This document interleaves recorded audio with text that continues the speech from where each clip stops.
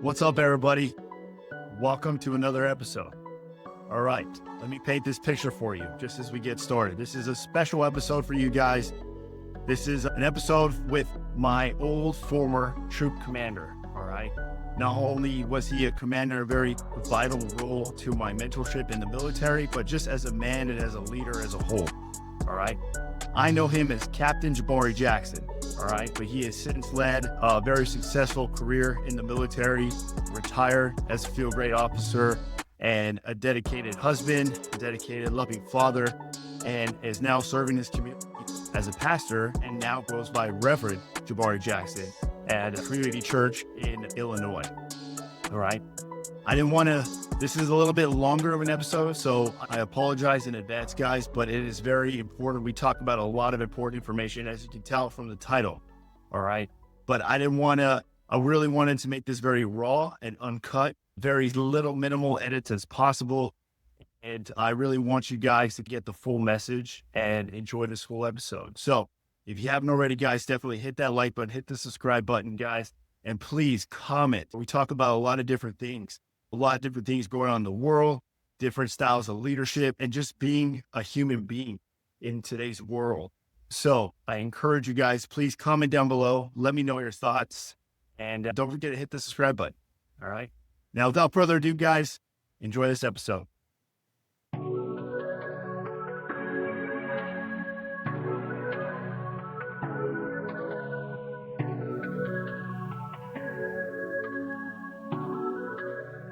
All right. Again, we are here again. Thank you guys for tuning in to another episode of the Comfort and Chaos podcast, guys.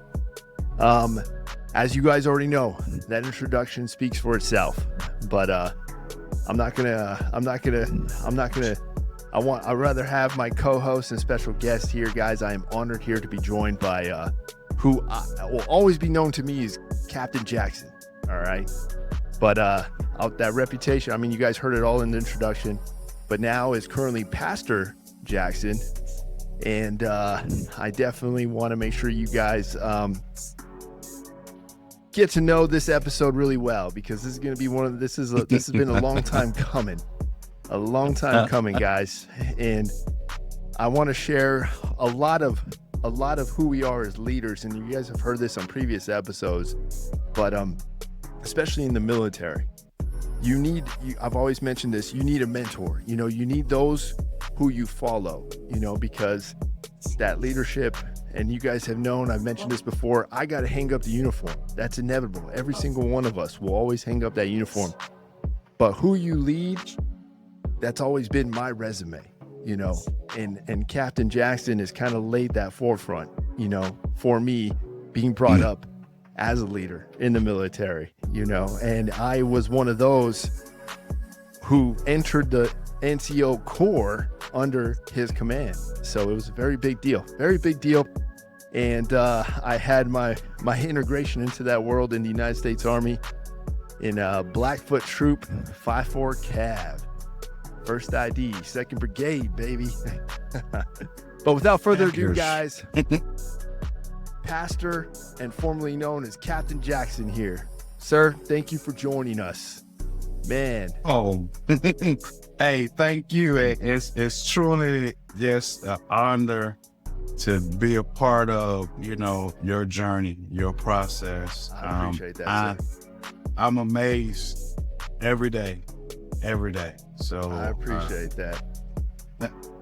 Yeah, it's really cool when you get to see who you've become, you know. Really? I appreciate that. Oh, yes. When you're commanding people, you're like, you want to give everybody a shot. And then, you know, it's up to them, because you gave everybody the same advice. Like, as a leader, you really do. If you give everybody the same advice, you realize that it's not you, it's them. Mm-hmm. It's ultimately, absolutely, you know, like our job is just to set conditions and give them a chance. And I'm thankful that you gave me a chance. As a leader, you got to realize that when that soldier decides to follow you, they gave you a chance. That's true. So you got to give them a Absolutely. chance. Absolutely. You know, so it's funny. Let me make sure I do my assignment first. So um so I'm gonna start off with this story, and I guess they'll roll as we go. I'm gonna warn you all, I'm a storyteller. And Yes, he is. as a cavalryman, every good cavalryman is a storyteller. And so it's all about stories. So That's right. so here's my story. Like, why did you join the Army? Why did you join the Army? Okay. So it took me 5 years to graduate high school. You didn't know that, did you? I did not know that. Wow. Hey, So- buckle up, guys. Buckle up. I'm a project kid, man. I'm from the project. Anybody who like really knows me, I'm from Dunbar Village, downtown West Palm Beach, Florida. I'm a project kid. That's who I'm gonna always be. So I was supposed to graduate in 1995. And so my grandmother comes down for the graduation. I got 2 brothers, and none of us graduated on time. So my brother, who's 18 months older than me, he graduated in 95. Grandma comes down from Texas for the graduation. And so she, instead of seeing 2 babies graduate, she sees 1. So I graduate finally in 1996.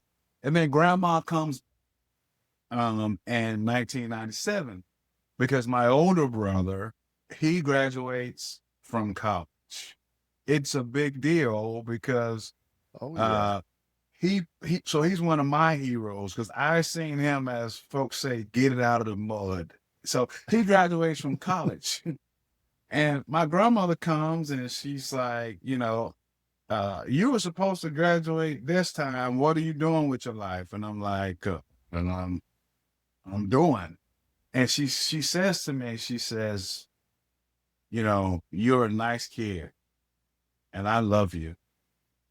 But if you don't do something with your life, you're going to regret it.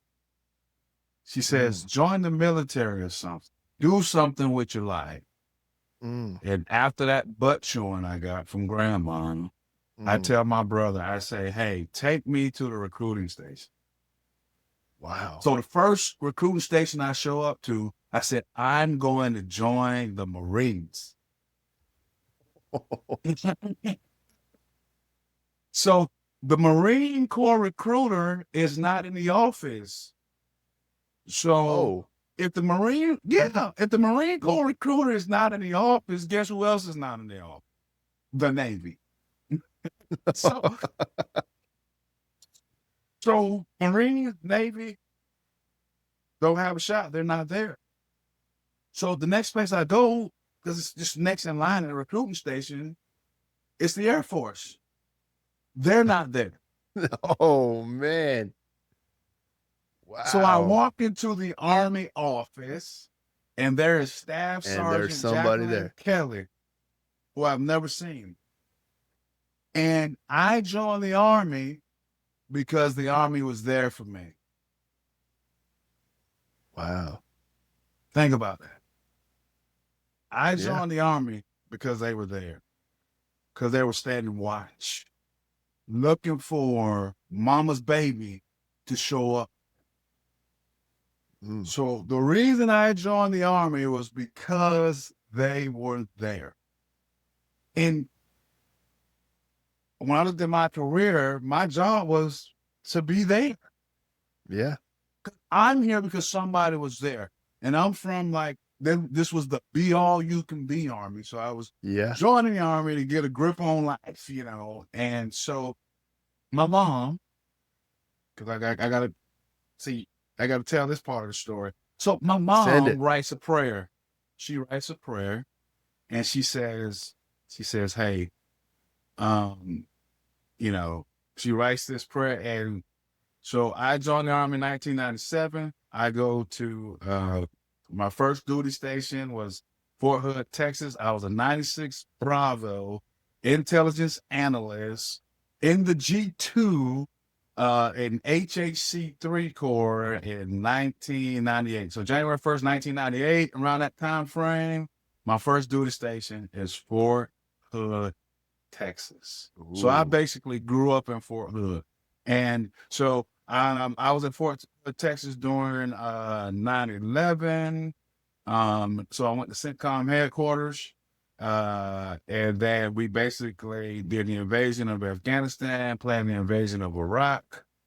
I come back, and then I go to Operation Iraqi Freedom 1 with the 4th Infantry Division. So we're part of the invasion of Iraq. And then I come back, and, you know, my mom is like, she always says, "Oh, I pray for you. I pray for you." She gives me this Bible. And in this Bible, I find the prayer that says, "I'm sending you my boy, bring him back a man." Oh man, Yeah. that's powerful. And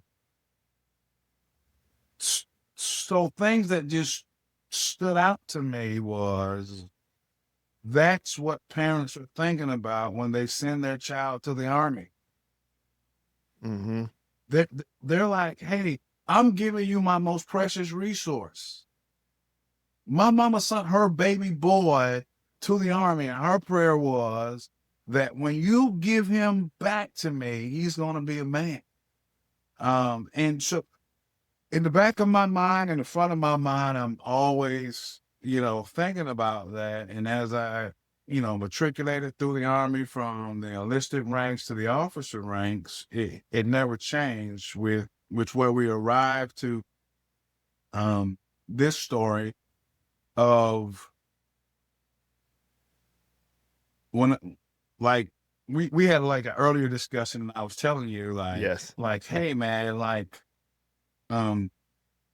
anytime you talk to a soldier, anytime you talk to a soldier, they're human first. That's who they are Absolutely. first. Absolutely.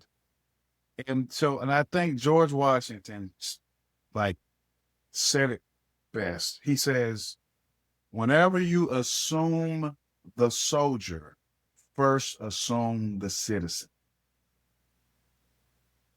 When Wow. you assume the soldier, assume the citizen first. Because Mm.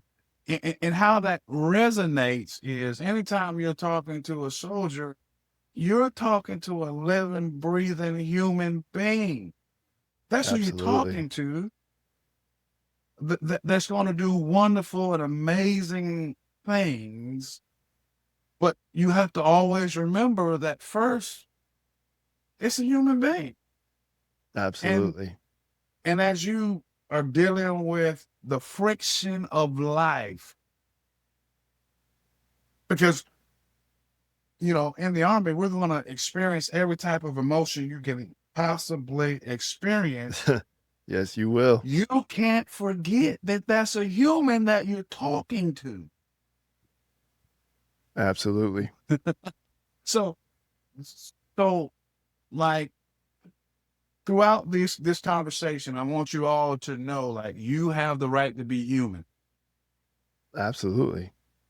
You know, Absolutely. you have the right to be human, because in part of being human, you're going to experience things. You're going to experience all the emotions. You're going to experience all from pain to joy to love, which is the thing that I really tried to instill in you all at Blackfoot. I don't know if you remember, I would say this a lot, Oh, like, "I man. love you." And I would talk about love all the time when I would talk to you guys. But yeah, You I guess that's my opening story. What's up? Talk to me. No, that is awesome. And guys, just to catch you up, one of the things we discussed previously, now just so you're not left out here. So we were telling the story basically one thing that was a very memorable time or a moment that really stood out to me under his command. And what what led to that and what led to why he shared that to you guys was because there was an instance I was just a young, brand new NCO, brand new NCO. And I was also a father. And at the time I was a husband, you know, but I really kind of butt heads, and it's going to happen because you heard him say it. He said it first, you're going to experience every emotion in the army. You will, and it will, you will be tested, and especially in that job set, we're cavalrymen, we're shooters, we're dogs, it's just a whole company troop full of dogs, and there's going to be some butting heads, and I butt heads with another NCO. And it came to the point where the commander, Captain Jackson himself, had to pull us aside and kind of give us our own little counseling session, come to a shared understanding, as I would say. And one of the things that really stood out to me is he said that same thing, and and it was shared that I was a man, and you have to remember Gallegos is still a man first before that soldier. So you have to adapt how you're going to articulate your intent, how you're going to correct or how you could present or approach yourself. And I've mentioned this to you guys before too. As a leader, your leadership style, you have to be adaptive because generationally soldiers have changed, and you don't know. I can talk to this soldier here and this soldier here, and these two soldiers may have different upbringings in life, different experiences, so they can be responsive differently. I can maybe be more assertive with this soldier and they can take it and they can move out. But this soldier will get that and they will react a certain way or feel some certain way because of their upbringing or their experiences. So I have to know, it's my job as a leader to know those soldiers, know them in and out, just know those soldiers, know what their upbringings, know them well, know their capabilities, know what they're capable of. And then also because that's how I'm going to adapt when my style is going to adapt to how I approach each of those soldiers, but they will still meet that same intent, and Captain Jackson is one of those that taught me that because I lived it. I lived it under his command and it's stuck with me ever since then. And so I just want to kind of catch you guys up on that. But I'll tell you what, sir, it has definitely been, it is a true honor having you here. I've been really loving to touch base with a lot of my old mentors and just those who have really stood out in my military career and have kind of shaped and molded my leadership style and just me as a leader in the Army. And not only that, just as a man, and you have been one of those that have, through your stories, through your safety briefs, when you're in front of those formations, there's pretty much, there's definitely an engagement or an interaction that's always stood out, and I was also honored to have you come and promote me to Sergeant First Class. And that was a big deal, and you made the trip out here. And it's just a great opportunity. I'm glad you're here. And I look forward to engaging you on the story time and topics of discussion for today. But I got to say this. So let me ask you this. What is, obviously the Blackfoot Troop, our time in Blackfoot Troop was definitely one that has stood out in my career, as being a very key, I would say a vital time that I'm certainly glad I went through, in my military career, in my Army career. And, a lot of that is because of you, I will say that, at the commanding level. And, but I will say, I got to say this though, sir, I've since being a first sergeant now, I'm starting to realize why you did a lot of things you did because as a young corporal and a young NCO at the squad level, we're always looking up like, what? We're doing what? Why are we out here? Are you kidding me? What's going on? But it all makes sense. It all makes sense. But I will tell you this, sir. What's the one thing that stood out to you? What's a memorable time or a story you could share to the audience here about me that you remember the most? Oh man, The one I remember the most is when I first met you. Oh So boy. do you remember when I first met I'm you? gonna try to remember the details now. I think it was in the motor pool. It was in the motor pool. It was in the motor pool. You walked up and you said something about zombies or something like that. Zombies. That's right, guys. I was a zombie. I don't remember Sh- exactly what you were doing, but you were in the motor pool doing something, and so I was a squadron maintenance officer at the time, and I had found out I was going to be Blackfoot Troop Commander, and it just so happened, you see these soldiers, and it was you. The kid's name's gonna come to me, but you Ooh. two were walking. You were doing something that was just crazy. It just didn't make any sense. Like you violated the fifth principle of patrolling. Whatever that was. For those that don't know, the fifth principle of patrolling is common sense. They grossly violated the fifth principle of patrolling in the motor pool. And so I asked them, I'm like, hey, why are you guys doing what you're doing? I don't know, sir. They told me to blah, blah, blah. And I'm like, 'Cause are you guys zombies? Because what is a zombie? A zombie is a lifeless sport. Just walking around. And no, you can't be a zombie and be an American soldier. So that's when I first met you. And I do remember that.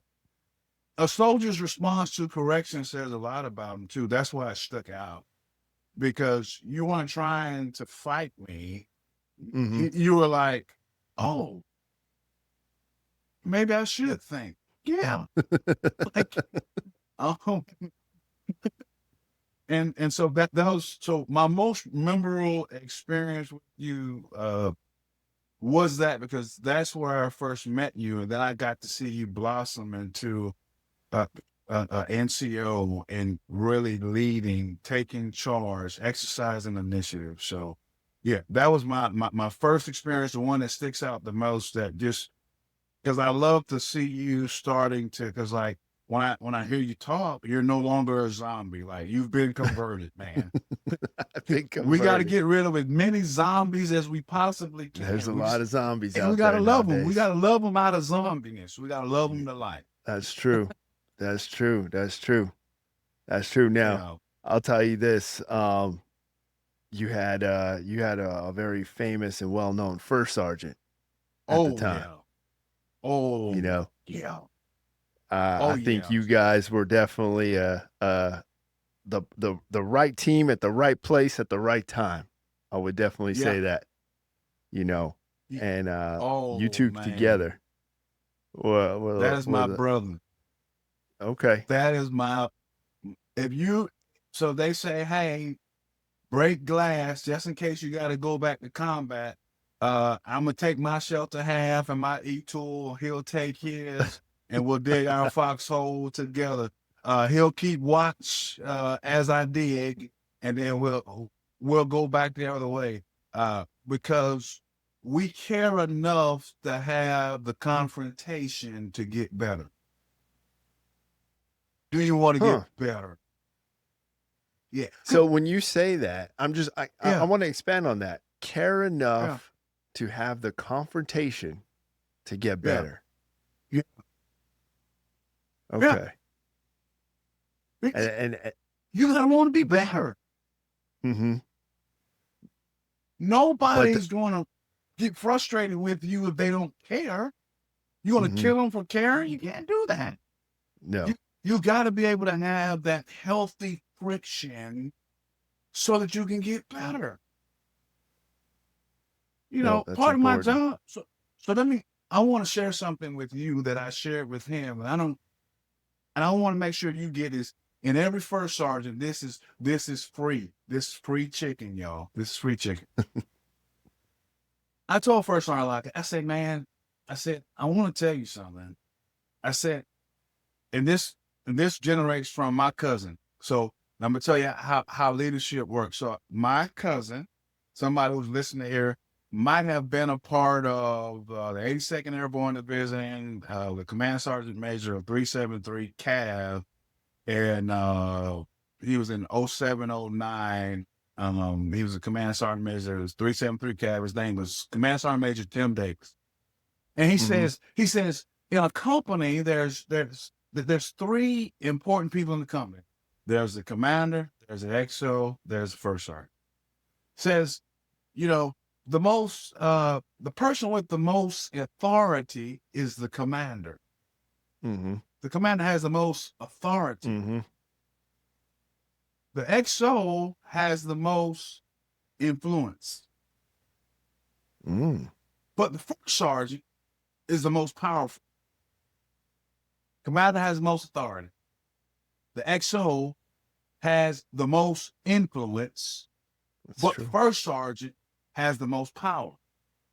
Now, I build off of what he said, and I'm going to tell you what I used to tell First Sergeant Lockett. Hey, First Sergeant, when we walk out in front of this formation, it's only about 3 people that want to be me. Everybody else wants to be you. First Sergeant Gallegos, when you walk out and you stand out there in front of that formation, you have to know that, man. They That's want to true. be you. That's true. So these are the conversations that we would have. And with both of my XOs at the time, I would tell them like, hey, brother, you got the most influence. The lieutenants ain't afraid to tell you what's going on in the troop. They're not afraid to tell you. You and the first sergeant have to work together to make sure that the troop is moving. But the most powerful person in the troop is the first sergeant. So, Commander, you have the authority. Do you remember what I used to say every safety briefing? Do you remember what I used to say? I'm going to tell you. I used to say, I bring the pen to the fight. The first sergeant would go, That's he right. would tell you stuff. And then I would Bring the always pen. say, I bring the pen to the fight. And as That's a true. commander, that's what you do. You bring the pen. It's the Mhm. authority, but the power and influence. So hopefully, kind of helps frame what's going on No, that at a does. company. So there were certain messages that First Sergeant Lockett had to take to the troop. Mm-hmm. We were a team, like a real team.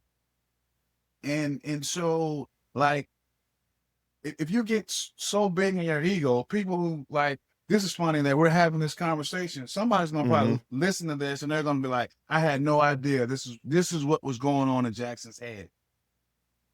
And so you all talked about some stuff,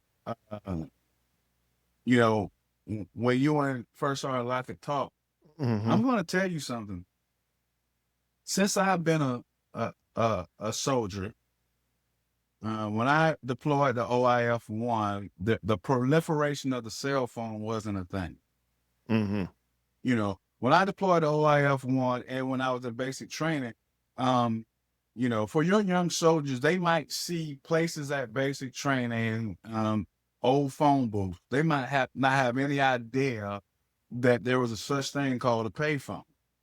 And when I was in basic training, we would stand in line for the payphone to get 5 minutes to talk to mom or whoever we were going to talk to. There was no such thing as text message. When I deployed to Iraq in OIF-1, there was no cell phone. Yeah. There were no video games to play. So that's the proliferation of the cell phone and technology just when I was in the Army. When I deployed with the 4th Infantry Division, we were called Task Force 21. It was like, we're the 21st century force, so we had the latest and greatest tanks and Bradleys and maneuver platforms when I deployed with the 4th Infantry Division. And so in my time in the military, I've seen the progression of, cameras, smartphones, and technology. So all that stuff has changed. And I want to challenge you on this, and I really want you to think about this. Technology has changed. We can do more things. I'm going to tell you what has not changed, and we think it has. First, our life was trying to point this out to you. People Ooh. have not changed. I got into a lot of trouble standing up for you all. And you guys have Really? no idea. Really? So, Oh man. yeah, I was always in trouble for doing the right thing, man. Watch this. Maybe you don't remember this. So, when I first became the commander, do you remember my leave and pass policy? You remember that? I'm trying to remember it. Okay, I'll put it do you a solid. Yeah. Here was Do my me leave and solid, pass sir. policy. It was like, if a soldier puts in for a pass, right? And I deny the pass. I used to tell you, because I was trying to help everybody understand like what authority means. There's only one person that can deny a person's pass in a company. That's right. It's the commander. Mm-hmm. So what I wanted you all to do was like, we'd have soldiers that would want to go on pass who were not meeting Army standards. And then instead of you all letting us develop the soldier to get their attention about the Army standard, what the NCO would do is, I want to deny your pass. And that's, you can't deny anybody's pass. It's only one person that can deny pass. Yep. It's the commander. So when I would look kids in their eyeballs and say, hey, you can't go on pass, it's a 4-day weekend, but you can go on leave.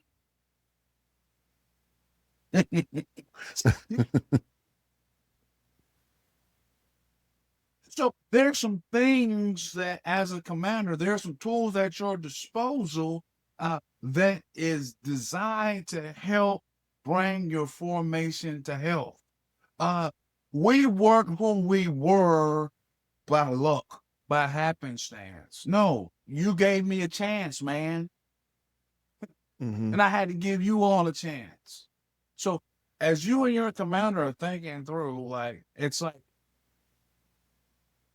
the standards. People ain't changing. It's our tenacity. It's our willingness to know what's most important. I always considered the citizen before I considered the soldier. That's right. Who am I sending back to their mama? I want to give you a story. I'm going to give you another story. So when I was a lieutenant, so I went to OIF 1 as a enlisted soldier. I become a lieutenant in the 3rd Armored Cavalry Regiment, Lightning Troop, 3rd Squadron, 3rd Armored Cavalry Regiment. And they had came back from OIF 0709 in Missoula. And, they were, I remember they received the Valorous Unit citation while I was there. And I wasn't a lieutenant for 2 weeks before I got suspended. Really? Yeah. So And you were a PL at the time. Were you? You had PL. you had your own platoon? Okay. PL. So I'm going to tell you some things I learned about cavalry soldiers. So I get there and there's a sergeant. He has just had a vasectomy. So I've never met this guy. He's in my platoon and he had just had a vasectomy.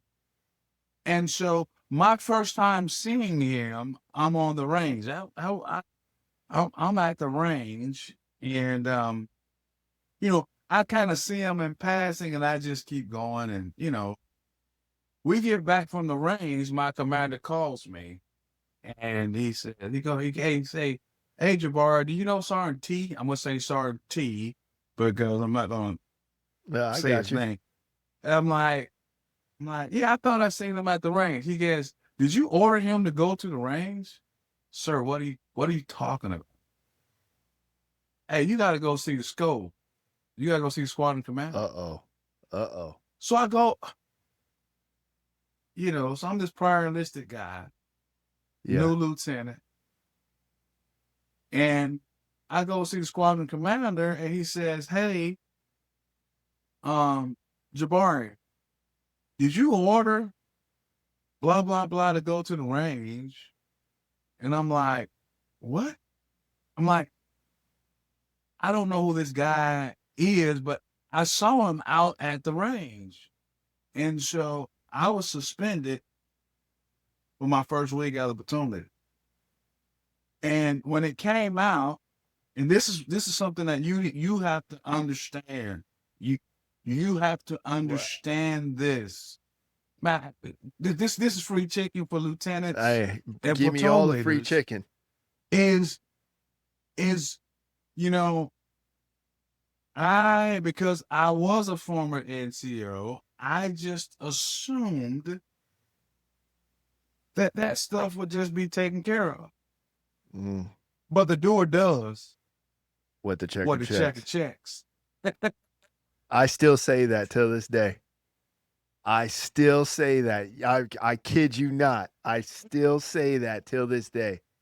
Like I kid you not, man. And you know, I use that too, and I always say, I tell my leaders, yeah, that's why we have trust and verify. You know, Oh, door does because what the check. exactly, and they're gonna start doing when they know you're checking.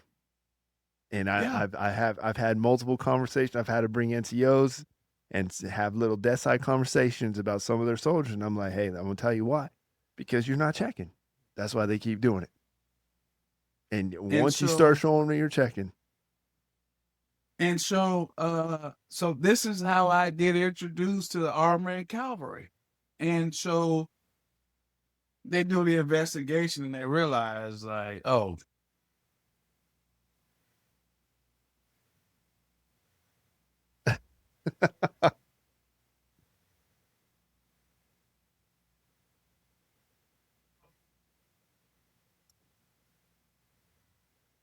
as a leader, you gotta always be curious. You gotta always be curious. And I would talk to them when I was like, hey, what are some things that I could do, that I need to really know? And these two of my E5s are there and they're like, sir,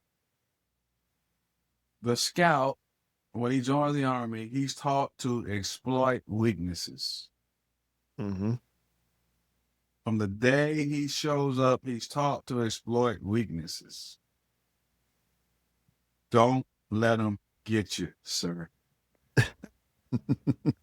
Don't let. So 1 week later, there was a murder in my troop. Oh wow, wow. Oh 1 yeah. week. So I get a call. Hey, sir, Specialist B is at the police station in Kalane. Need to go get him. Roger that. So I go down there, and again, my troopers had just returned from combat. Valorous Unit Award. You'll see this like the case was the soldiers had returned from Iraq. There's a certain bond that you can get. It's almost toxic because a shared experience, a shared hardship will Mhm. cause you to be connected and close. You just be real close. And you will just be so loyal to people, not because they're right, but you'll be loyal to them because you had a shared experience. Mhm. And so what happened was they invited this. Hold on, is this thing PG rated or something? But you'll Hey, edit the you're thing good, out sir. as we go. You are Okay. good. So they invited this homeless man off the street to their house. There was a whole bunch of people from the formation at this house, and they were drunk, getting alcohol. And one of the kids decides to take out a gun and shoot this homeless man in the face and kill him. Wow. and another one of the soldiers tried to help him drag the body. Oh, wow. So I remember this so vividly, man. So we received the Valorous Unit Award, and I'm standing out in front of the formation because we're going back to Iraq. And I say to them, I said, don't let your experience at combat confuse you as into what this thing is really about. I said, how many of you all are in the same position now as we get prepared to go that you were in when you went last time? Because first I said, raise your hand if you got combat experience. They all raised their hand. Mm-hmm. Raise your hand if you're doing the same position and role that you did when you went the first time. All the hands dropped. So I said, we're all experiencing this thing in a new way. Mm-hmm. I'm not concerned if you can go shoot and kill anybody. I know you can do that. What I'm concerned about is, can you go do your job, fight the enemy, Mm-hmm. but live with it? My Right. job is to teach you to be able to live with it. Wow. Yeah. And so these are the formative experiences. So by the time you see me as Blackfoot Troop Commander, Yeah. And I mean, it all all of makes these sense now. things are playing together. So hopefully that It all makes makes sense. sense. Now, let me ask you this. Yeah. I've worked with a, you know, in my time, I've worked with a series of commanders, you know, Yeah. but you've always stood out. And it seems like you hold a certain level of commitment to your position, or I use the word ownership. You know, you are truly owning your role and owning your responsibility. And to me, you know, I haven't seen a lot of that lately, you know. And it's tough to say, but it's not, it's one of those things where it's like, man, Captain Jackson stood out so much, but that's because, I mean, he was such a rare breed. When you feel like, Mhm. in a sense, shouldn't every company commander have that same thought process? You know, shouldn't every single company commander say, hey, can you do your job and live with it? Like, that is my job. You know, you guys should all be on that same playing field because you're holding the same role with the same responsibility. But I want to say that in my time, I haven't seen it. I'm just going to go out there and say it. I haven't seen it. You have set the bar, or you set that expectation of a company commander. Now I have to kind of find myself and dial myself back in to be like, okay, he was a special breed. I have to accept that fact and be like, okay, well, so and so and so and so and so. Well, there's a common denominator. Well, maybe that's it. Just Captain Jackson just went above and beyond. Yeah. Let me, I want to share something with you. You probably heard this before. Comparison is a thief of joy. See, he's always coming with wisdom. That's the wise. This is always with wisdom. It It's a leaves you thief just of questioning joy, everything. man. But it's so true. It's so true, sir. It's so true. You know. Like, man, and you got to realize I get to do this. It took me 5 years to graduate high school. Yeah. Everybody doesn't. I look at life differently, man. I get to serve my country, man. Yeah. No, you I did. get to give kids a chance. And so you have to own your moment, man. I really wish. This is I free. wish other Go ahead. commanders had that same perspective, that same thought process, though, sir. I'll tell you that, because it's definitely not, you Yeah. don't see it anymore in our leadership. And I mean, it just, and I wouldn't even just say in the military. I mean, you just don't see that type of leadership anymore, just in society. It was, you know, was so I wasn't the most popular commander. You guys were with me every day. And I'm telling you what you guys knew. You guys knew I loved you. Mm-hmm. You knew it because you had to experience me every day. Those other people, when they would see us running, I saw this command sergeant major. He was a command sergeant major in 1-4 I was up at Fort Hood when I became a major. He's like, black shirts. Because, back then the Army had the gray shirts, but blacks, our squadron had those black. And he was like, black shirts, I forget what street we used to be running down. He's like, black shirts. And he's like, I remember that. And a lot of people, they thought we were, they thought we were crazy. They did. But what I realized was I had to give you guys a chance, man. So here's the cool part about it. Like, I want to talk about shaving profiles. I want to talk to you about that because Send it. this is something I did, and I would do it again. So I called First Sergeant to the office. I said, "Hey, Top, I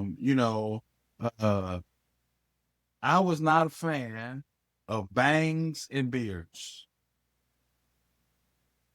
Now, you're probably like, wow, because you think this is a new phenomenon. It's not.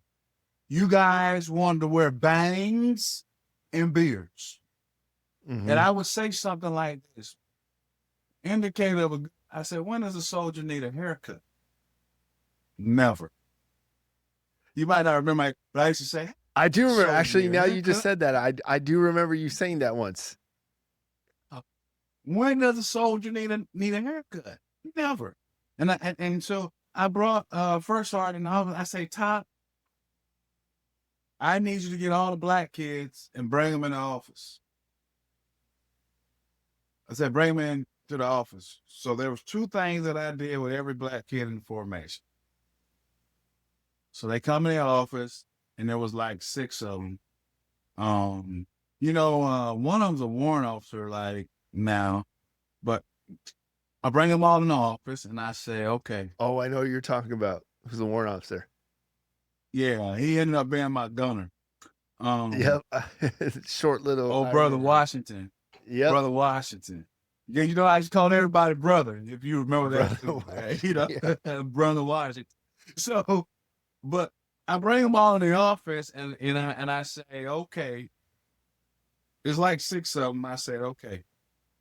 You 2, I want you to stand over here. You 4, I want you to stand over here. I said, you 4, just the way the rates go, all of you 4 will get into some type of trouble, UCMJ or something. It's just stats. The other 2, one of you will get out of here, and you won't get into trouble, and you'll get in trouble and you'll recover. But I said, none of you all will have an excuse. You're not going to have the excuse and say, well, they didn't like me because I was black. Because I'm black. Mm-hmm. Your first sergeant's black. You have no excuse. Mm. I dismissed them, and then I said, First Sergeant, when I joined the Army, I never shaved before in my life. I had to learn how to shave, First Sergeant, because of their skin condition. This we're talking about soldier care now. Yeah. Top, you need to show each of those young men how to shave. So this whole beard skin condition, no. Let me tell you what we forgot to care enough to hold people to the standard. No, I agree. So I agree. just wanted to put that plug out there. No. Just to let you know that these type of things are going on. I tell you something else I did. Do you remember I interviewed every soldier when I first became the commander? Like, all you guys thought you were going to the principal's office, but I wanted to talk to each and every soldier at the formation. Okay. You probably don't remember this, but I would write down something like, because I would ask the question like, why did you join the Army? Okay. And, so say, he would tell me why they joined the Army. What have you done since you've been in the Army? And you would tell me. So we're having a formation out there. And I said, because I had talked to all you guys, so I knew. I said, how many of you all joined the Army to go to college? And a lot of people raised their hands. Then I said, okay, how many of you have taken at least one class? Almost 90% of the formation dropped their hand. I remember this. I do remember this. I remember this. So I say, okay, because we're at Fort Riley, and Mhm. they had that college. And so you got to look up Blackfooters because we got a lot of college graduates. We got people doing amazing things. You got to remember, Mhm. my job was just give everybody a chance. Yeah. And so I got so I went to talk with the college. I was like, public speaking is some credits that will transfer to anybody and everybody. And I put it on the training calendar that you all, like the ones who enroll, it was free college. So they got an instructor, and a lot of our soldiers had an opportunity to go to college. And Mhm. the skull, I'm not going to say his name, thought I was crazy. Really? I was the only commander on Fort Riley that did that. Yeah. Yeah. See, leadership is an investment, man. You're absolutely right. Absolutely right. What are you willing to risk for your soldiers? I'm taking something else too, man. The soldier you do the most for is the one who's going to have the most railing accusations against you too. Just buckle up. It is what it is, man. Yeah. Your job is to love them. I'll tell you what. I'll tell you. There's been times where, I guess, as a leader in my time, one thing that breaks my heart the most is when they have all this potential. They have the potential. They have the physical capability. They have the mental capability. They have all of it perfect, but yet they still make these choices, and then they refuse to take accountability of their action. And used to say something that I still also use today. Used to always What's ask, that? what's the max effective range of an excuse? At 0 meter. That's right. You used to ask that, and I still use that. Let me tell you, that's the other thing. The doer does with the checks, and I still use this one now. What's the max effective range of excuse? Because I've said I would literally have to pull these soldiers aside, certain soldiers, and just say, hey, let me tell you, man, all I'm hearing is excuse after excuse after excuse. At what point will you take accountability for your own action, your own decision? Because understand, if you're going to keep chasing excuse, I can go around this whole building and I can get an excuse for literally everything. If I tell you a PT test, weapons range, weapons qual, or any kind of training, if I ask for excuse, you guys would give me 100. Easy. Without thinking, you would give me excuse. But give me the one reason. I want to find that one soldier who gives me the one reason why we need to get it done. And here's why. And that's who I know who's going to take accountability. Yeah. The propensity to accept excuses is the prerequisite for failure. Oh, man. Put it on a t-shirt. The propensity to accept excuses is the prerequisite for failure. Let me break this down in layman's terms. If you accept an excuse, you've already accepted failure. That's right. And that's violating all the warrior ethos. That's right. But that's right. You have to instill it in them. let me make sure that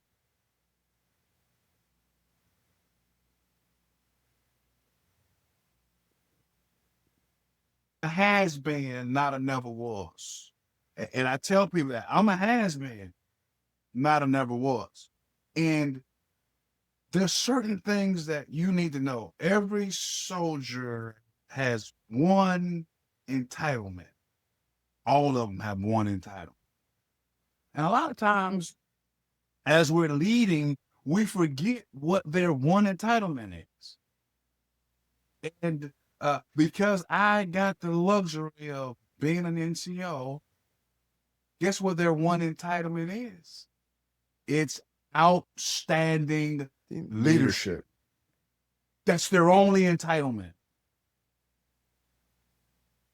So if they are not meeting the standards, they got to get their entitlement. A good leader will ensure that they meet the standard, and if they don't meet the standard, they will help them get to their objective. You might not remember me saying that. No, man. I swear, sir, you just need to send me a snippet with all your quotes, all your sayings. I like. You could write a little book. You need to publish a little book. It's funny because you say that. there's a lot of wisdom. I'm actually working on one. Okay. I'm actually working on one because the lieutenants were saying like, sir, you have to. They basically, when I told them I was retiring when I was a major, they couldn't believe it. I'm like, listen, I'm retiring, and they're like, huh? I said, yeah, I know it's time for me to go. It was at Blackfoot when I realized that I was ministering to you guys. Yeah. That's when I stopped running from Jesus. The call to preach was when I was a Blackfoot commander, because I realized that what's most important to me, people. Mm-hmm. And so you got to find out, like, people say find your why, and I guess it is finding your why. But you got to be committed to your purpose. And my purpose was to give you guys a chance to be the best. Here's something that some of your peers. So when I first became a commander at Blackfoot Troop, there was this sentiment that soldiers can just get DUIs. And you can have all these alcohol-related incidents. Do you remember that? You remember Yep. we got that stream because we had no alcohol-related incident for like a year plus. So when people say, oh, soldiers, they're always gonna get in trouble. No, they're not. Hold them accountable. In the way you hold, like, you don't hold them accountable. You hold them to the standard so that they can hold themselves accountable. And so I remember this.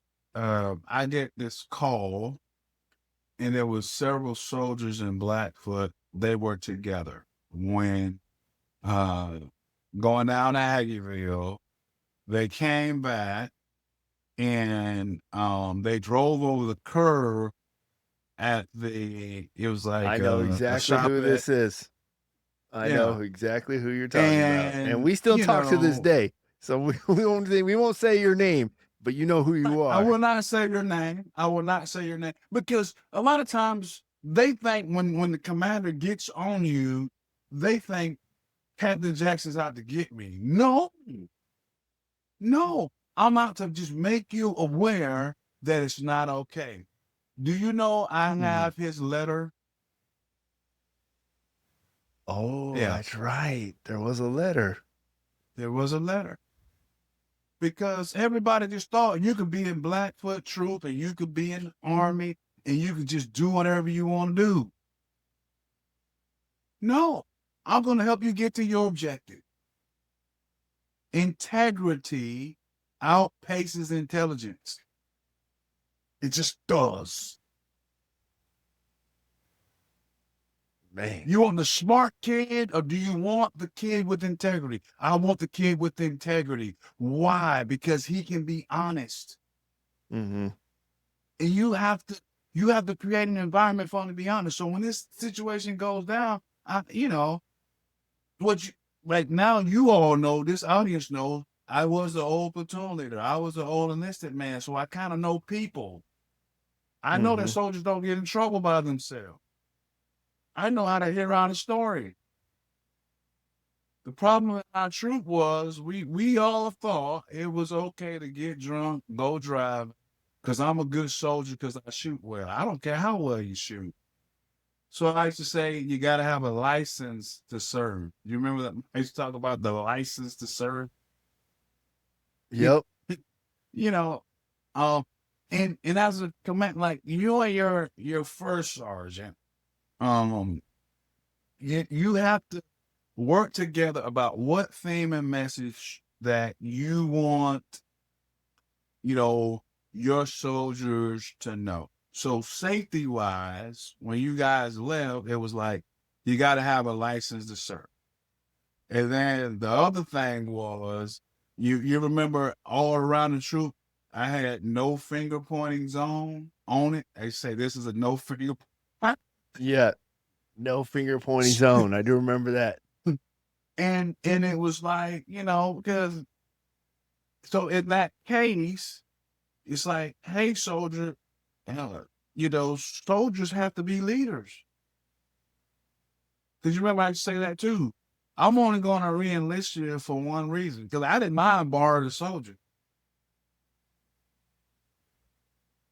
Because I didn't want you under the impression that you were okay by being a BMW, a bare minimum warrior. Oh man. You got in trouble. Yeah. So with the kid, what I was noticing, like the best runners, shooters, fighters, the troop were the ones getting the most trouble. That's always been the case. But I think the turning point was, because here's some tools that you have as a commander.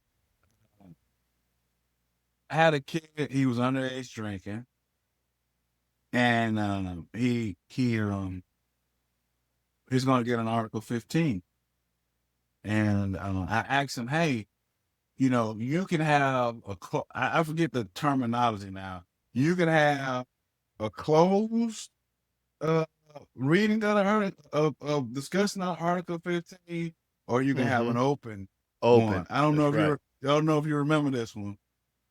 I don't know if I remember this one, but we got no saying that he ended up being an E6.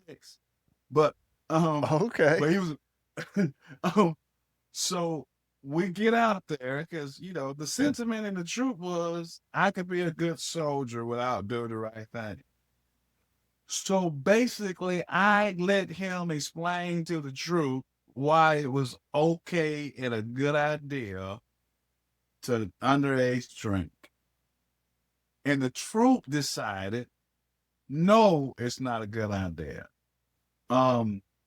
White 4, from Michigan. Gosh darn it, what's his name? Staff Sergeant Humphreys? Hump. Old Plum. Oh, Hump. Hump going. He knows that was my guy. All of you guys were my guys in your own way. You all were my guys. And and basically the troop decided that it wasn't a good idea. It's like, you gotta do whatever you, because again, my job is to give you a chance. You didn't join the Army to go to jail. You didn't join the Army to get a bad conduct discharge. I can't save you for yourself, but I gotta give you a chance. And part of giving you just think about, I'm giving you a chance. That's what we're doing. And the troop had to give a chance. You remember, I'll tell you, there's a couple of troopers who you probably want to talk to. Ayango is a captain now. You tracking that? Yep. He's down here in Sam Houston. He's in the medical field. yeah, you might need to interview him, and Yeah, I'm gonna have to reach out to him. I'll let him tell his story. Um, so, um, so Ayongo was my supply guy, and used to have to. You guys had to do certain correspondence courses and different things on the computer. Yep. And Ayongo says, "Hey, sir, they got some computers. If we sign for them, we can have them." Do you remember we had the computer lab in the troop? Yep. We built that little computer lab in the conf there. Yeah, that Set up a bunch of that desks. was because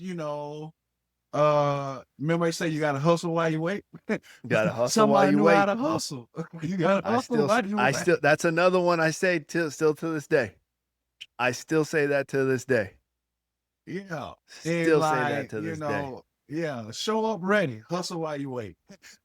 and so, and so because I knew that I was like, these soldiers need a chance to excel, because you couldn't do everything on your cell phone like you do now, and so like as a commander and as a first sergeant, you're doing what you can to enable the soldier to do better. So, so what motivated me or what inspired me was you got to give a soldier a chance. So that's why when it came down to bring the pen to the fight, people think, oh, Jackson is heartless. No, I've given you every chance you can to be successful, and you've decided, and therefore I'm going to honor your requests. No, that is I'm remembering all too well, sir. And you're absolutely right. No, you're absolutely right. But I'm going to ask you this now. I'm going to tie it into kind of like what this title is and everything that you've shared. I'm going to ask you this. When the noise around you isn't supportive, and we'll start with just the immediate. Let's just say this way. You need top cover. Top cover is important. I would say. Yeah. Now, as a commander, and you're trying to enforce a standard, you're trying to bring the pen to the fight. You're trying to do your role. And let's say you don't have the top cover that you also need to have that standard. Yeah, I didn't have it. Okay. How did you handle that? So obviously I was not in tune in your position now, but now as a first sergeant, I'm more in that position now, and sometimes, we live right now, I'm pretty sure you're aware, but there's a lot of, everyone's got, the Army is now changed to almost a force of entitlement, It started. I think it's going to change that. I agree. So, I agree. Colonel, I I'm think gonna say we're on this the front. name. When Colonel Duplessis got there, it took him a while that he realized, wait a minute, Jackson's a good dude. Mm-hmm. Like, he got there. It's a cool part about the Army is, man, you get their leadership. No, you're absolutely right. So you're absolutely right. You got to fix what you can fix. So let's talk about, you call it noise. I'm going to use an Army term, helmet fire. So when I was lieutenant in the Army Cavalry, we call it helmet fire. So, inside of your CVCs, when you are like a lieutenant or a commander, you got your troop net, then you got your higher net. Yep. And in the middle of a fight, there's chaos. Because your platoon is fighting, the troop is fighting. So the next time, everybody's fighting. So it's helmet fire.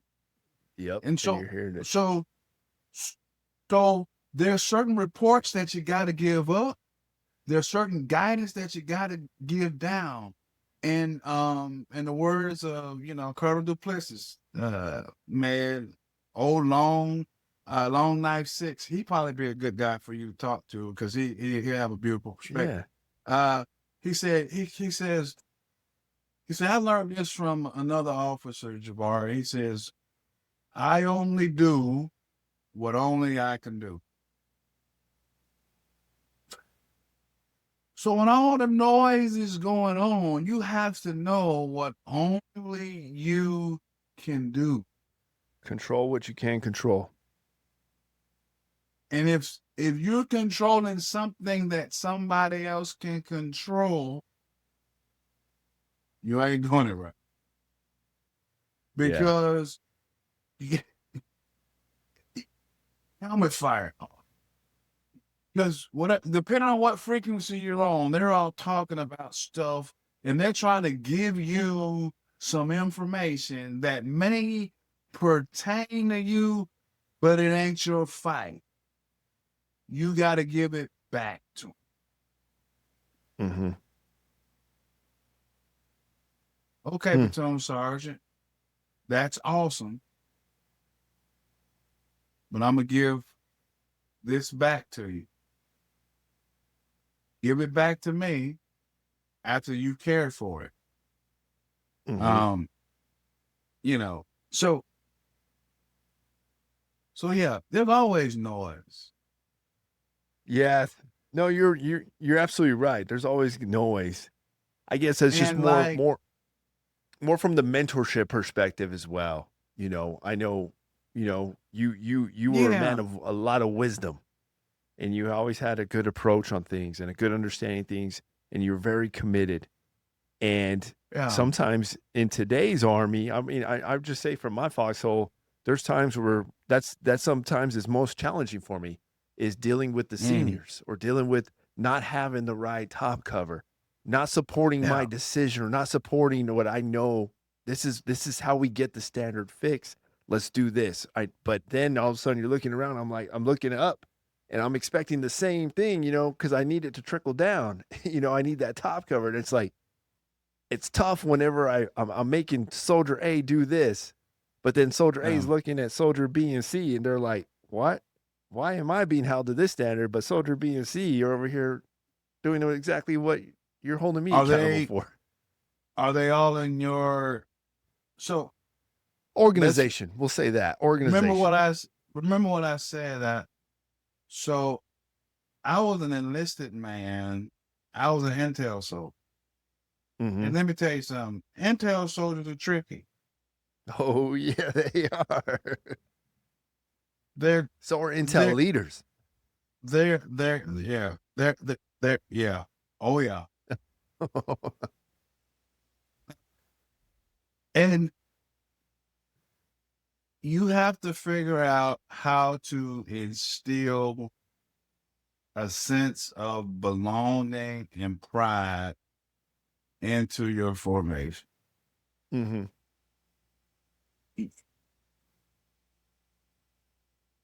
And that's what it's about. Punishment will not correct anything. If you really look back at Blackfoot, I wasn't the punishment type. I was a corrective action type. Yeah, it was corrective action. It was like, you remember the hot mic? I remember a few hot mics. No, I had one when I was a troop commander. I had one. So we're out in the field. It was about 4 degrees outside that day. In the middle of the night, it was a hot mic.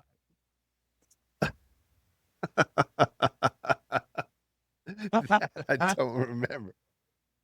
I had one. And so me and Tom, we get you all out there, and everybody standing out, freezing. I never had a hot mic again. Because a hot mic is just yeah. I'll tell you something funny. Don't do this. I won't do it. But people would always threaten to call IG and EO and all that stuff. So I put the number for IG, EO. You did. On all the door. It was all over the cough. Here's the IG. Here's the number to IG. you're going to threaten me for doing the right thing. And it's, man,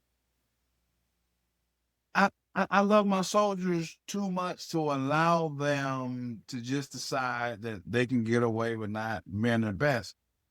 Don't do that, because, when people want to weaponize not trying their best, what they will do is you will always be the predator. Yeah. So it's a delicate balance. For me, you got to remember, it took me 5 years to graduate high school. I was a commissioned officer in the United States Army. I learned how to drive because some NCOs taught me how to drive. Yeah, Staff Sergeant Gemma Wilkerson and Staff Sergeant Laura Curley. You notice the names I said. Staff Sergeant Gemma, female, Wilkerson,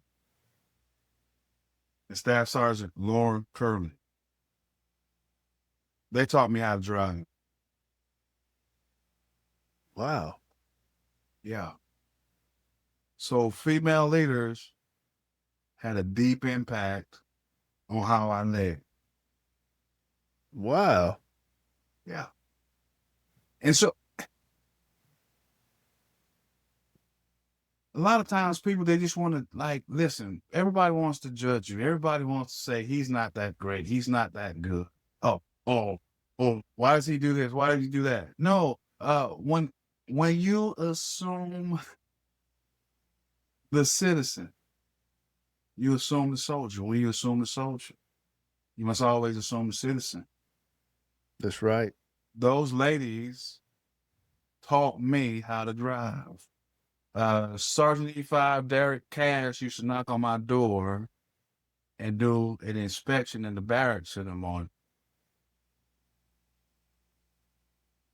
He made sure that I was going to get a chance. So how dare me know that that's how somebody cared about me, decide because it's unpopular not to give you guys a chance. No, that's absolutely right. That's We absolutely got to right. take the Army back. And the approach has to be, it has to be like real care, man. That's the big thing. And you said it earlier. We got to build pride. You got to build that pride back. You got to build, they got to want to be part of the team. And I will say this, me and my commander now, that is the one thing that I focus on. When I took the seat, and it happened to work where I took the seat and then he took his change of command ceremony was 30 days later.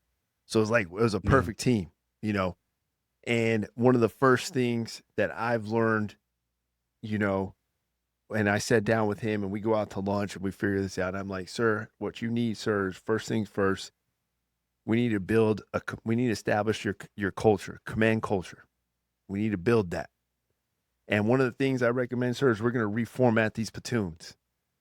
And we're going to set up these platoon sergeants, and then we're going to pass off to them. So and I need the soldiers to see that, sir, is whenever I'm going to put out that formation in the morning, I'm going to bring the platoon sergeants in, and I want the soldiers to see. When I huddle them up, I want them to see me, the formation they're going to see. I'm going to say, platoon sergeants, come here, and they're going to come over here, and I'm going to give them all the guidance for the day. But the reason why I let them soldiers see that is because they know that is the command structure of authority there. So that everyone in those platoons knows that when that platoon sergeant turns around, does an about face and puts out, whatever he's about to put out is whatever they just heard in that huddle. And it's going to be important information. And that information coming from you, sir. And I would ask him, sir, what do you got? You want me to put out anything to the platoon sergeants? And then I'll do that. But that's one of the first things we did. And that right there, it helped instill, because MI soldiers, they're not in touch with it's almost like, especially my junior soldiers, they want to be Army. That's what they joined for. And then when they come sometimes in certain units, they're out of touch of that. So let's talk about that. This is good. This is good. Okay.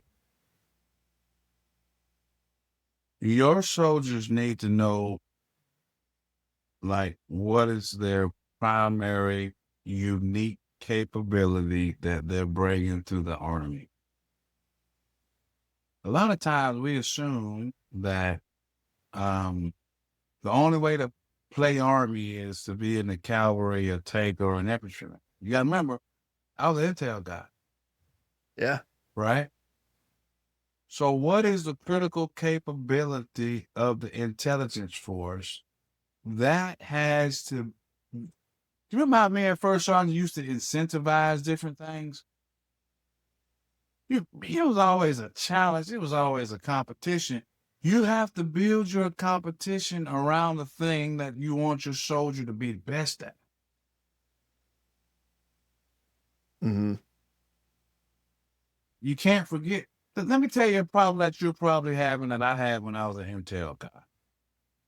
So when I got back from U.S. When I think I'm going back. I'm going back to the 4th Infantry Division, and I thought I was going back to Bravo. When I was in with a Night Star, Bravo 104th MI Battalion. I thought I was going back to Bravo 104th MI Battalion, but I was at E6, and there was a platoon sergeant opportunity in the G2.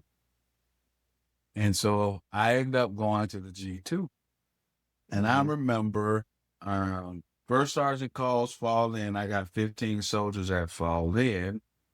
And then first sergeant says, those not conducting PT fall out. I'm still looking forward. I do an about phase. I went from 15 to 3. Yeah.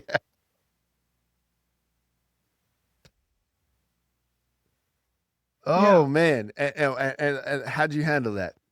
I'm about to take I'm notes. glad you asked. I'm glad you asked. First thing was, and you might remember this in Blackfoot Troop. If you didn't do PT at the 630 formation, when did you do PT? See, At the end you of the wasn't day. one of my trouble kids. Yeah, But I I had wasn't a one of the policy trouble letter kids. So. that said if you didn't do PT at 630, you were going to do it at 1600. So what happened was, when they started to realize that I've got to do it anyway, they just decided that 630 was a lot better than 700. Yeah. Simple. Now I'm trying to remember. I don't see. I do remember that being the policy. Did you have a formation? Did you have the whole thing? Like, So, hey, PT formation? Or I'm trying to remember. So the cavalry, we always fight bigger than what we are. So in order for me to gain and maintain contact with the enemy, I didn't need the whole unit to gain and maintain contact with the enemy. We were sounding NCO. Hey, this way, you got it. By the time you came up in the ranks, the culture was like people were going to show up for PT because after a while, you guys were ready to, oh, here's something I do remember about you that just came back. Oh man, This just came back. This just came back. I'm sorry for free copy. hey, this is what we're about.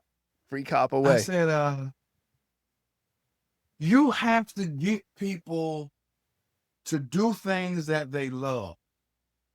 So do you remember I say, hey, guy goes, I know you're into this PT stuff. I want you to come up and help us out with PT programming and stuff. I want to say, I don't know if you were a corporal or not. I don't remember, but you know, I don't know if you told them about some of our accolades as, when we were like CG's outstanding like we had our PT average was like 280 something, Oh or something yeah. ridiculous. Oh I don't know if you yeah. told them about that. No, I It haven't. yeah. So At one point, you know, you legit had almost like 80% or almost close to 80% of your formation with PT badges. yeah, everybody I had mean, PT. you had like 70% of the formation had the PT badge on the PT shirt. You You know, know what? You know what? I'm about to I'm gonna Google something. So Blackfoot competitive drive. You might not remember this because I want to say you got interviewed. I'm about to quote the young Gallegos. oh man, you're gonna have to send me a snippet of this because I don't. I'm trying to Yeah. remember this. No, if you got a computer, you can Google it. It's still there. So Send me that link, sir. Send me the link and I'll pull it up. I'll pull it up. yeah, and so remember General Funk was the CG, That's right. and I still have a card that he gave me. He gave me like a signed little card. yeah, and the SMA, he ended up being the Sergeant Major of the Army. He was our Sergeant Major Grinston. Sergeant Major Grinston. And so here's what this article says. It says soldiers of Blackfoot Troop, 5th Squadron, 4th Cavalry Regiment, 2nd Armored Brigade Combat Team, 1st Infantry Division had to complete a 12-mile ruck march in less than 4 hours, a 4-mile run in less than 36 hours, Army physical fitness test score of 250 points. The first two events require at least 90% of the unit to take part. Every soldier had to meet the standard. The troop exceeded the standard, finishing the run in 32 minutes and achieving an average APFT of 286. Damn. Man, we were bad. Yeah, Man. the recipe started when I was an MI soldier. My goal was, that's what I tell first on life. We have to look at every soldier every day. They need to know that they're in it for each other. And with young soldiers, they're naturally motivated. Like you're in the PT. Man, guy goes in the PT and healthy and all this stuff. We're going to do this every day anyway. Because guess what? Just because you're the leader doesn't mean you got all the answers. Let me tell you something, man. All the answers are in your formation, man. They are there. The No, goal you're absolutely right. is the people, man. No, you're absolutely right. And that's something that I'm very me and my commander, we actually do that. You know, we have this thing too. Every month we have our company PT event. You know, Yeah. me and the commander, we have a company where the whole company does a PT and it's like an event. Yeah. But Yeah. I choose only the junior leaders to plan it. I tell one of the juniors, I pick a Yeah. specialist, hey, who's leading it this month? And then I'll be like, hey, special so-and-so, you got it next month and you got the month after, and give me a con op, you know, and sit down and brief it to me. And we're going to go through it. And they lead it. And I said, you take charge, you are in charge, you know, and you're absolutely right. Because I mean, let's just put it this way. It got to the point where I don't even got to pick nobody. I'm getting volunteers. Hey, first one I'm going to get next month. Hey, first one I'm going to get next month. And that motivates me. I'm like, there you go. That's what I'm talking about. Hey, so I'm going to quote you. We get together to work out a PT plan that's focused using physical readiness training and its three main foundations of endurance, strength, and mobility, said Gallegos, a native of Las Cruces, New Mexico. We focus on that, but we include that competitor aspect. It benefits soldiers when they actually see a scoreboard, and it gives them a look at where they stand and how they can improve, so they feed on that. Absolutely. That's crazy, sir, because I still do that. That's crazy. That's crazy because I You don't literally, always have a scoreboard. So you got to I have, don't know or if even you a clock. I'll set up a big right. clock and I'll be like, hey, every lap, you guys are able to see your time, you know? So when we take this ACFT, I'm going to set up a separate clock just for you guys. You know, I know you're going to listen to the NTO yelling your time, but now you have a clock you can watch. So every time you make that lap, you know, oh, shoot, I need to pick it up. Okay, let's go. Monitor your progress. Beat your score. Beat your score. Yeah. And so, like,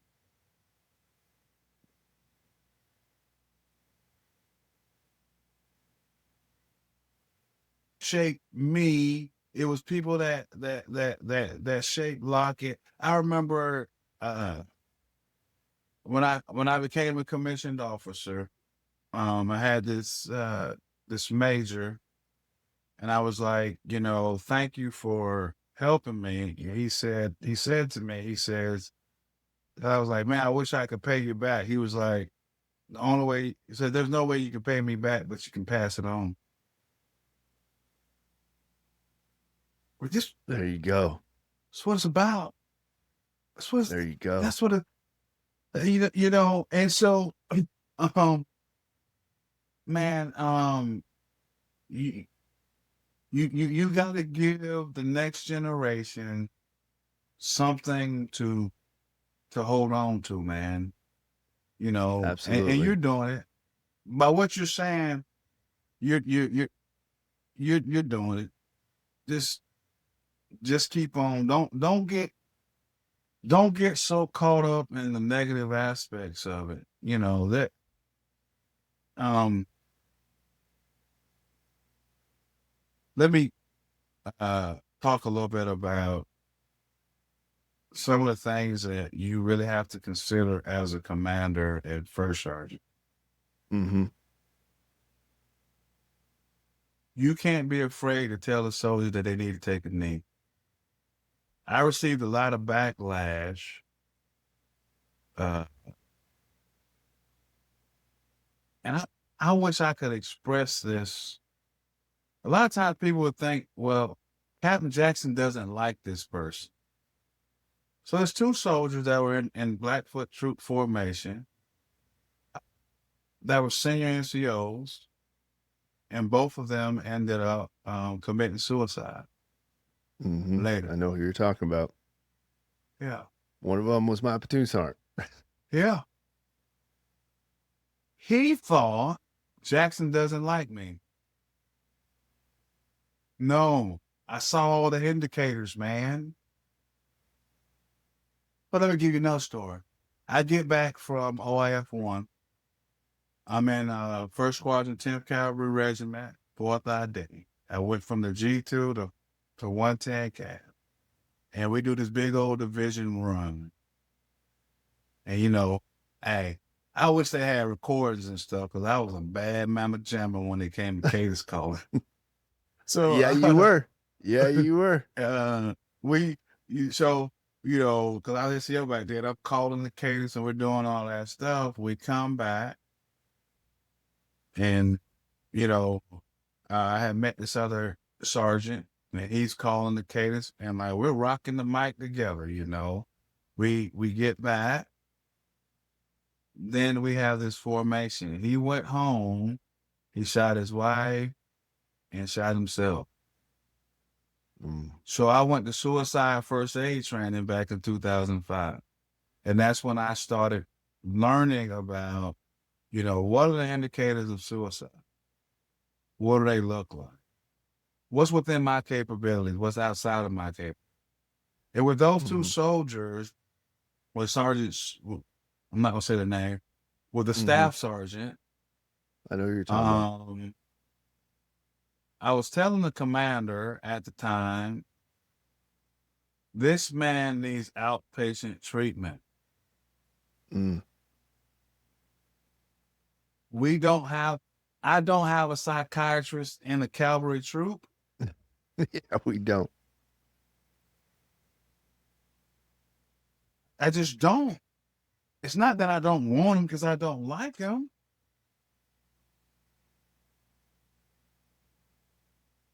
the help that he needs requires intensive care. Mm-hmm.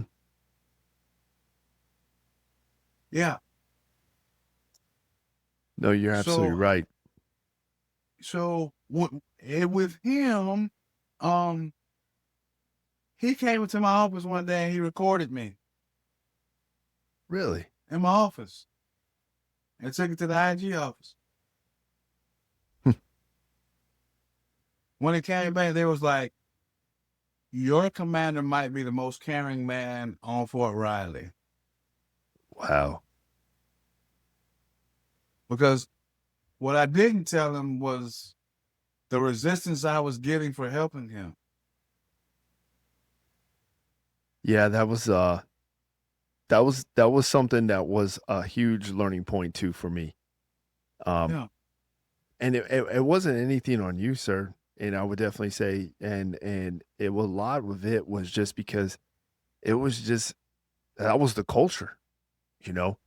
We were in that culture, you know, at least, and I can tell you from the platoon level, being in the squad level, you know, that it was like, even if you fall out for profile, you know, they used to have we had a name for that in the platoon. It was called broke platoon.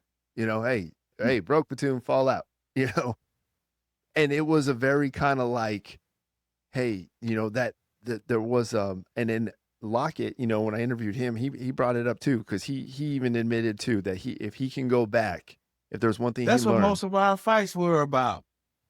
Hey, Tom, you can't, like, Tom, you cannot go out and do this. I can see, and he owned it. He owned it because he That's said what we fought the most. Like, what we fought the most about was that. He definitely Tom, hit it though on the curve. like Empathy. like, oh, all right, you ready? I hope you write this down. Empathy. Empathy is, I care about you. I care about what you're going through. I really care. Apathy is, I give up on you. Mm. You got to have empathy, but you have to reject apathy. Mm-hmm. Mm-hmm. Yeah. No, And, absolutely. Absolutely. you know, and with the Sergeant First know. Class, the issue was he wanted to hide behind, I'm going to do the soldier stuff. He did, because I'll tell you what, Yeah. it was such a shock to me, you know, being in his platoon and he was a platoon sergeant. He was who I, from a tactical perspective, he knew the job as a scout. He knew it up and down, from the lowest level to the expectation of the commander to the mission. He knew that truck. He knew that weapon system. That was everything I wanted to be. I was like, that's the platoon sergeant you need to be. You know, when he walked into a room or he was sitting in front of that platoon, everyone just stayed quiet. You know, he had that presence and he had that knowledge. He was an expert. And he definitely was. And it was such a shock. It was just such a shock. I wasn't shocked at all. I was shocked. You know, but I mean, you saw it from a different level. Yeah, this is my first probably public statement about it. My concern for him was, hey, brother, you need to go home. Talk to your wife. You need to fix that. Because let me tell you, let me tell you who the weapon has always been, brother. We're going to have, you know, when I joined the Army, we had tanks, we had artillery. When Alexander the Great was fighting, you know, he had spears. In the future, there's going to be some futuristic machine where you're going to have like an eyepiece so you can see 80 miles away. But the weapon's going to always be the soldier. It's going to always be the person. Yep. And it does not matter how much they know about the art and science of fighting. The real fight is in here and in here, man. And as a leader, you can't be afraid to be like, no, brother, you can take a knee. Mhm. And there's no stigma behind you taking a knee. But what happens a lot of times because of immaturity, and you know, because I say I lead left-handed, you know, a lot of times, because most people, like, if I don't like this person, I'm gonna kick this person out. It's kind of like, dude, I know where you can do all the soldier stuff, but you're a platoon sergeant. I don't want you to be the best squad leader of the platoon to be the platoon sergeant. Yeah, That ain't your exactly. job. Yeah. Your job is to take care of people. Like, oh, I do want to share this with you. So you remember the bullying incident that we had in the troop?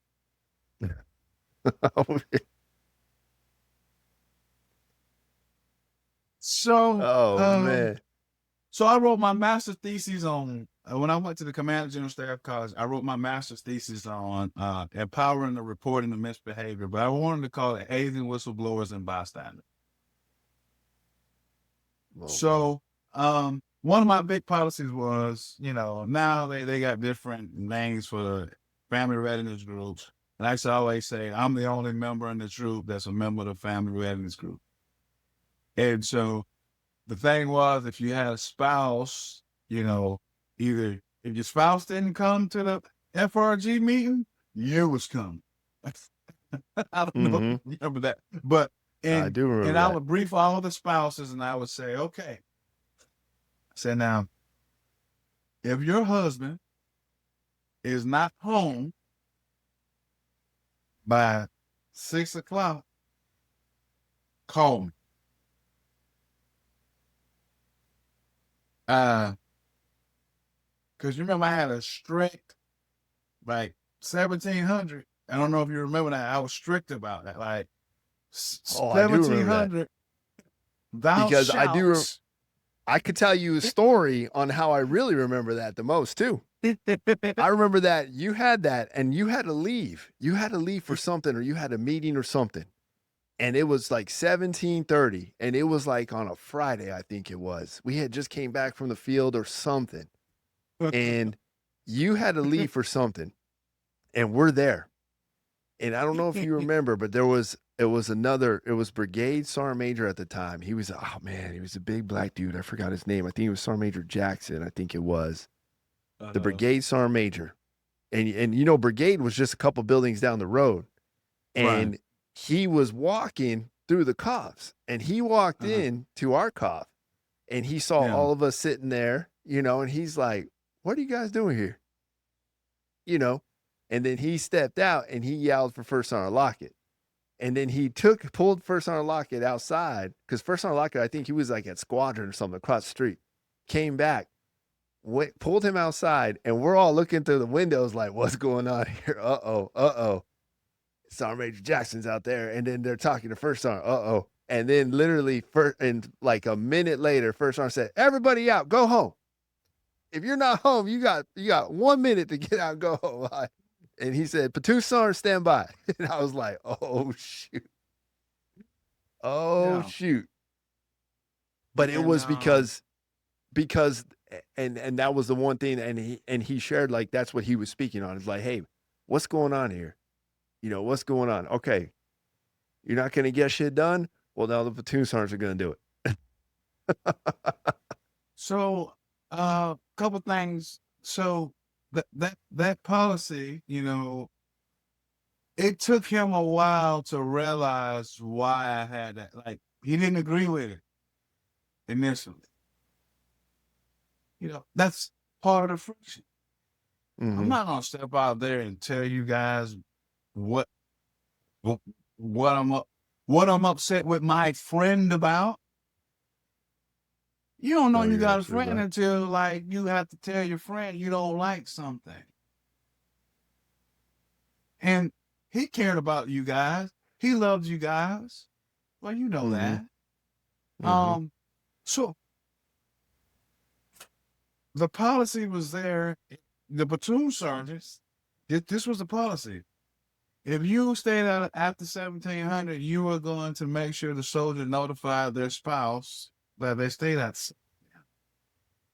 Somebody else you might want to interview. He's a major now. Novo. Remember Lieutenant Novo, the FSO? Yeah. Okay. I'm Novo friends would with be him a on social good media. I'm gonna hit him person up.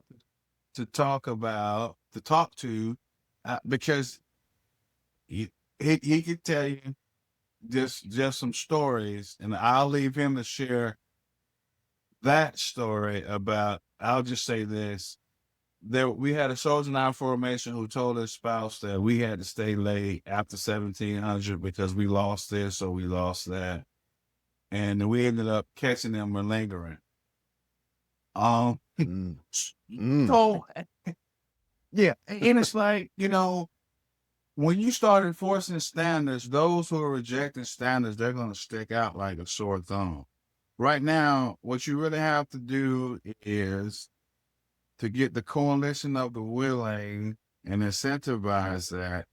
And then the ones who are really trying to actively manipulate or weaponize the system, they're going to stick out like sore thumbs, and you're going to be able to deal with them.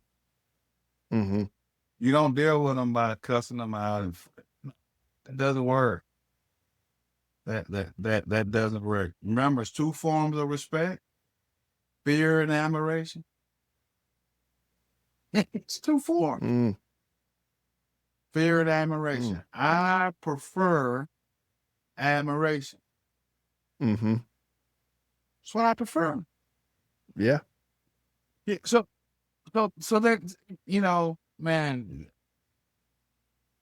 I've enjoyed this. This. So I only share soldier stories when the soldier asks me to share the stories. I'm not one of those vets that, well, you guys are messing it up. No, it's hard, man. Helmet fire. Mm-hmm. I got to be here, there, and everywhere. No, you're navigating through it. Every assignment, they used to call it a developmental assignment. First sergeant is a developmental assignment. You've been developed into somebody. Yeah, you'll never feel like you got it together. Because as soon as you solve one riddle, there's a new one. Welcome to the life of the first sergeant. It's okay. It's okay. Brave rifles.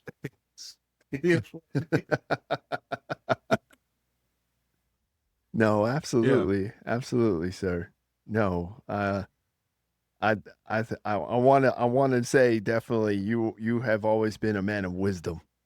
And I want to say you have the gift of anybody you have a conversation with, they're going to walk away learning something. And that's a true gift. That's a true gift as a man to have. That's not just as a commander. That's just as you have that gift as a man. And it makes sense why you're a pastor. It all makes sense because I've always known that is definitely that is your calling. Because I just have a conversation, just having a simple conversation with you. You will learn something. Man, I get the gift of just being able to just share time with you. When a person listens to you, they're giving you a chance, man.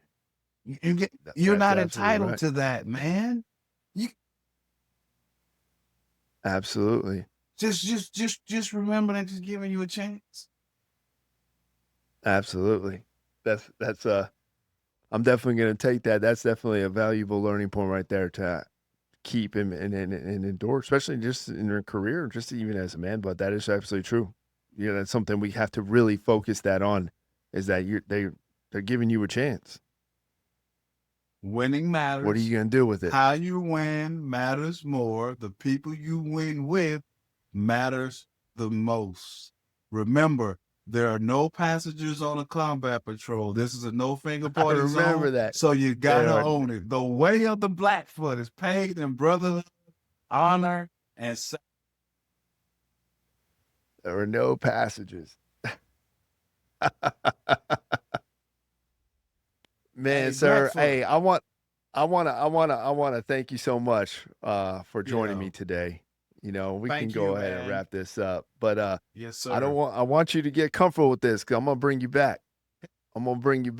and I got a funny feeling this is gonna be something big. I'm gonna try to bring you and lock it on the next one. And We'll I got love some it, interesting man. questions We'll to love it, ask you man. both. Yeah, man. I gotta, lock us in a good spot. Maybe when I go down to Florida way and visit, we could probably do a twofer. Hey, Yeah, you let me know when that trip happens, and I'll make that trip out there, and we'll set up just a live studio. I'll bring my equipment. We'll set up live. that's what's up. That's an easy fix. That's an easy fix, sir.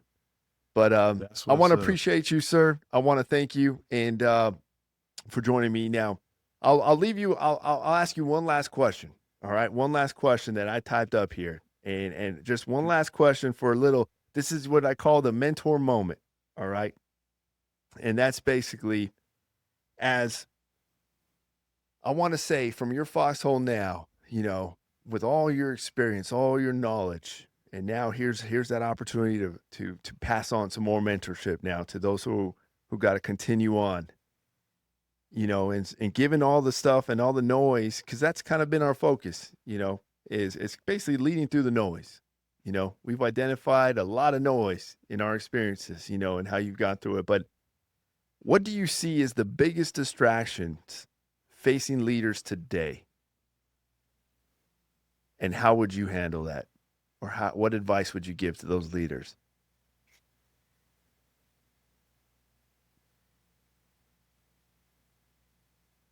The biggest distraction is everybody can speak.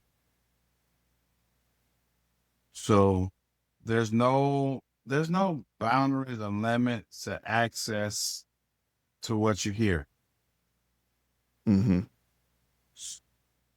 There's cell phones everywhere, there's social media, everybody's giving that position on stuff. That's your distraction. Your job is to find focus.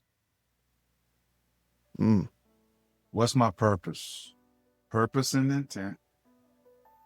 Mm-hmm. Focus on that. Mm-hmm. Figure out that one thing that you want to get better at. And focus on that. I think one thing I do kind of really want to leave you with is a good neighbor is a generational neighbor. A good neighbor is a generational neighbor. So there are those that go for you, that you have to connect with them on building a legacy. There are those that are coming behind you.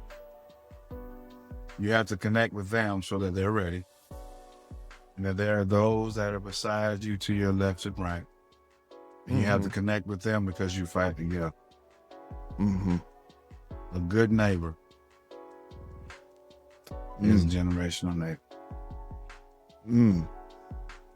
Man. Wise words, sir. Wise words. A good neighbor is a generational neighbor. Man, that is some actual truth right there. Man. What it's about? No, thank you for that, sir. I appreciate that. And thank you for tuning in. Thank you guys for tuning in. I hope you guys learned something in this. I mean, as you can tell, we got a man of wisdom here, team. And be ready, stay tuned. Make sure you guys hit that like button. Hey, subscribe as well. And you're going to be seeing some more of Captain Jackson here, and some more mentor moments ahead and more in store, guys. So I thank you for that. And sir, I appreciate you. And many blessings to you and your family, and continuing on that journey. And hopefully one day you may see me walking in that back door, sitting in that back row in that church there. Hey man, it'll just be a safety briefing. It just be an old safety briefing, man. Safe.